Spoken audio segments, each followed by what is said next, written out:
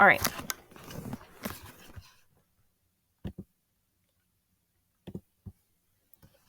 Presiding over the bridge now is actually the Bering Strait.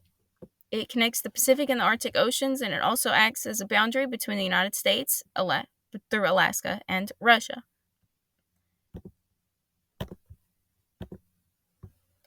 So where did the bridge go? Well, one theory was by this German scientist, Alfred. He believed that land bridges actually floated on the sea like icebergs.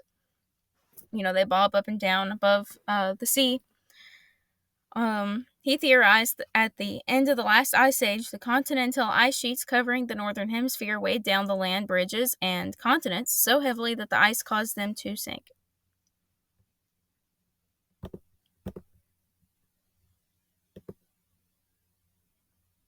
Okay. So now we know close enough the real reason. It's actually because of rising sea level after the ice age, post ice age. The Bering land bridge sat below sea level. And as sea levels began to rise, the influx of water covered the land bridge and redefined the coastlines of Russia and the United States.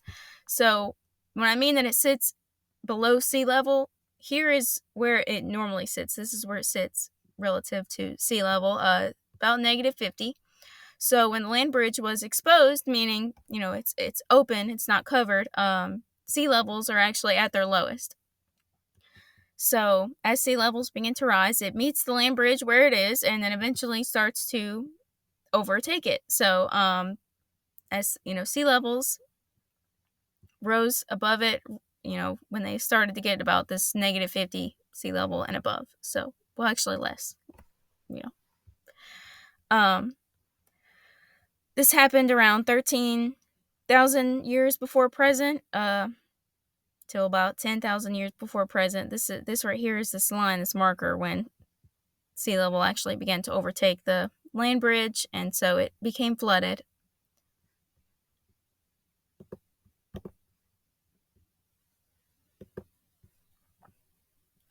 Okay, so this is a sea level change map that I'm going to demonstrate, but here you can pretty much see what I'm going to summarize.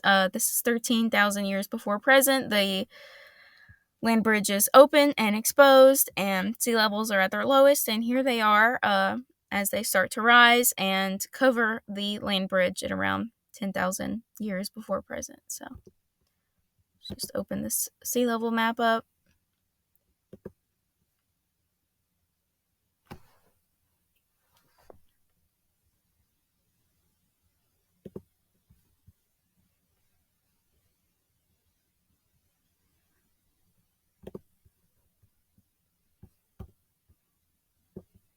First, we've got to find the bridge.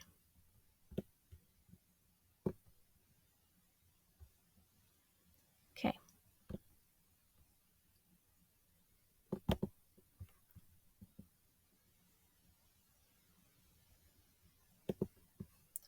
So here we are at 13,000 years before present, like I was just demonstrating. This is when sea levels are at their lowest and the land bridge is exposed. And then if we slide the bar over to about 10,000 years, we can slowly start to watch as sea levels rise and overtake the land bridge. So here's the Bering Strait. This is the Pacific Ocean. This is the Arctic Ocean. And this is where they meet in the middle. This is Russia, and this is Alaska.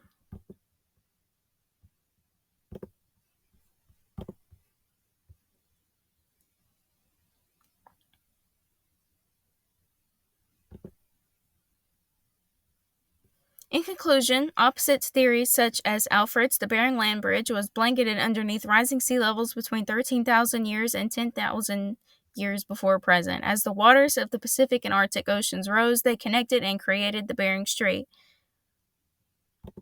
So thank you for watching.